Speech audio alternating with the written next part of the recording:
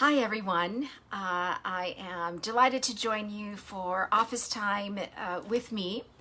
And I do this on a weekly basis. It's part of my Possibility Architect program and a mentoring program for entrepreneurs. And today I want to talk to you about watching micro moves in your business that can ultimately impact your company profitability. And by that I mean, it is very important to first, especially now when we're in such a state of tumult and, oftentimes our businesses are readjusting to the impact of COVID and people are working differently. And then you have these underlying issues of fear, anxiety, and those kinds of things. It is very important to maintain the mindset of excellence. And I'm assuming that if you're joining me and you're an entrepreneur, that's part of what you consider your distinguishing factors in your business. It certainly is in my companies about delivering excellence, delivering excellent service, and more. And in times like this, it is very easy for there to be what's called these micro moves that slip your business all of a sudden into mediocrity. And when that happens, it impacts profitability. And by that I mean, people are working remotely from home. Very likely you've implemented some cost-cutting measures, other things that you've needed to do during this time period, or you're looking how to make sure that you are operating as cost efficiently as possible. So we have that as a factor.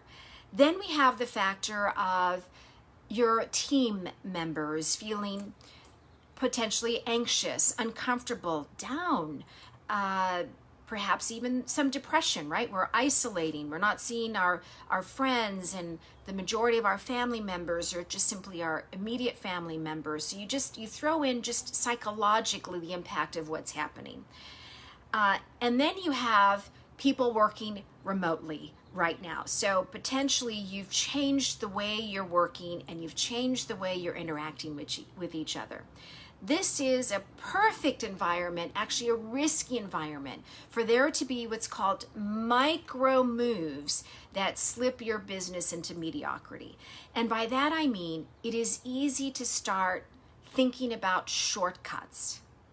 It's easy to slip into a mindset of autopilot. It's easy, for example, to choose the path of last resistance. I wrote my notes about what I wanted to talk to you about earlier today in this little notebook.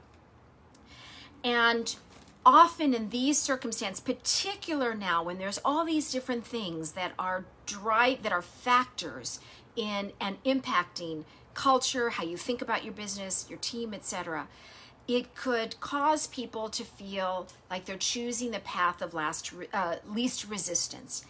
And in particular, if you've had to implement some kind of changes in your business to weather this tumultuous period, people could be feeling resentful or other kinds of negative feelings that they may not necessarily be sharing with you as a CEO and as a founder. So I bring all this up to say it is very important for you as an entrepreneur, as a CEO, as a founder, to stay focused on the right mindset about excellence.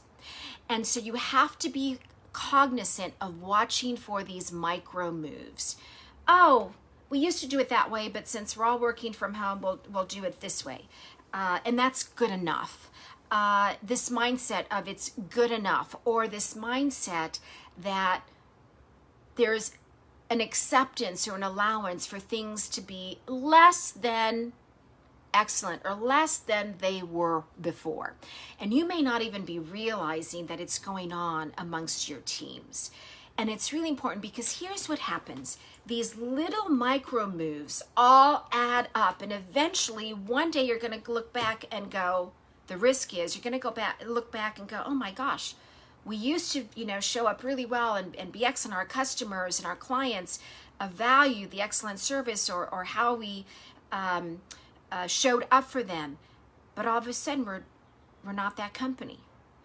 There's a lot of actually research and stories and books that have been written about Starbucks and some of the challenges they've had over their business history, and when they had these episodes of sliding into mediocrity that ultimately impacted their profitability. So I've been giving a lot of thought to this, in particular over the last few weeks, and as I've been talking to different entrepreneurs and, all the things that everyone is dealing with right now. I don't have to obviously reiterate them for you. But what's really important in my counsel to you, and I have several companies, as many of you know, it is important for you as the leader, as the founder of your company, to keep your team focused on your level of excellence, on your core values, on how you show up for your customers and clients, and making sure that everyone is all focused on the same thing. Because one little micro move, not such a big deal. Oh, we'll take this shortcut, it'll be okay. But they all can add up, and you can potentially look at your business down the road and realize that the things, the core values to your business that made what you do different and distinct, and why your clients and customers like working with you, all of a sudden has dramatically changed. And that ultimately impacts your profitability. So I share this with you because I think it's an important time for us to be thinking about that. As I mentioned to you, this is part of my Possibility Architect mentoring program, and I started the program because I have gotten lots of requests over the years, in particular from women entrepreneurs and also entrepreneurs of color, because I operate in some of those spaces, meaning diverse spaces and certified minority-owned companies.